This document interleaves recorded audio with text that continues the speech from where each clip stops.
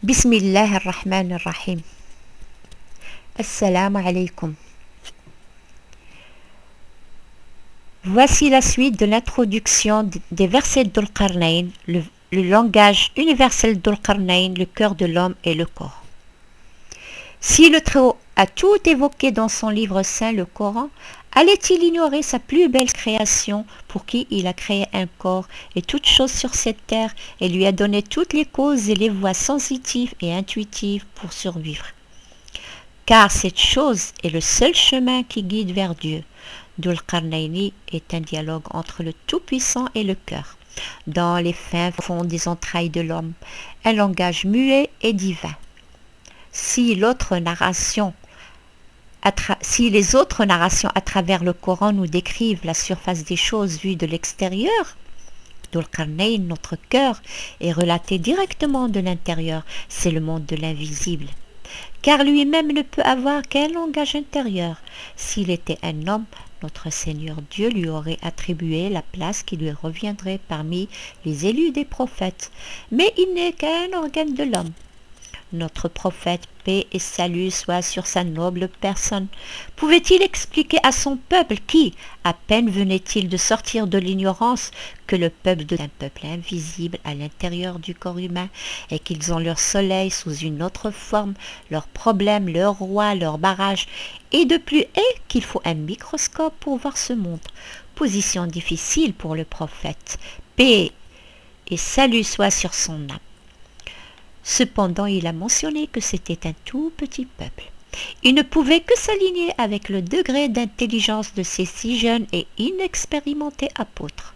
La chose demandait la sagesse du prophète qui, seul, avait les moyens de donner un récit convaincant des faits relatés par le Très-Haut et qui dépassait l'entendement humain. La sourate entière, la caverne, a été réservée par notre Seigneur aux gens de notre époque, car en plus de sa spécificité scientifique, elle contient les questions sans réponse sur Jésus, paix soit sur son âme, sur l'heure et sur Dhul-Qarnayn.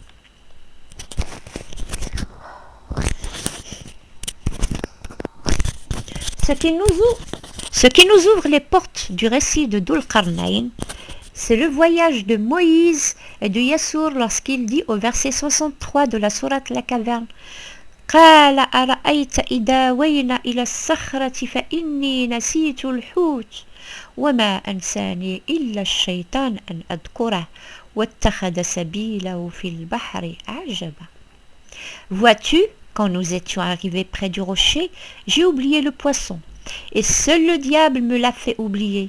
Et il poursuivit, entre parenthèses le poisson, son chemin de façon extraordinaire dans la mer.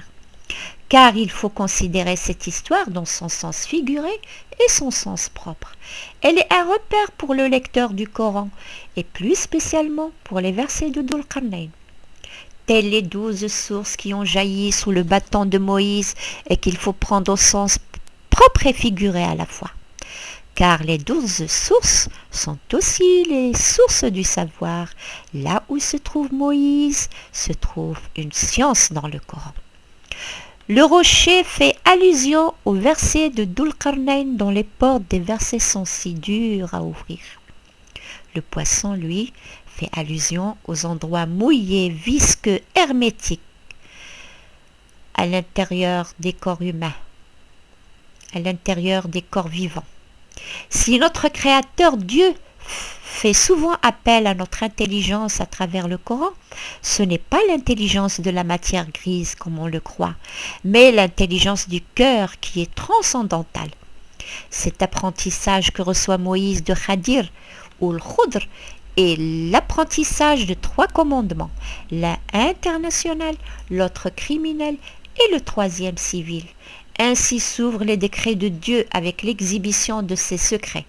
Notre Seigneur, gloire à lui, nous met au seuil des portes d'un grand enseignement dont les narrateurs Moïse et Khadir nous préparent dans leur dialogue à recevoir le dernier appel.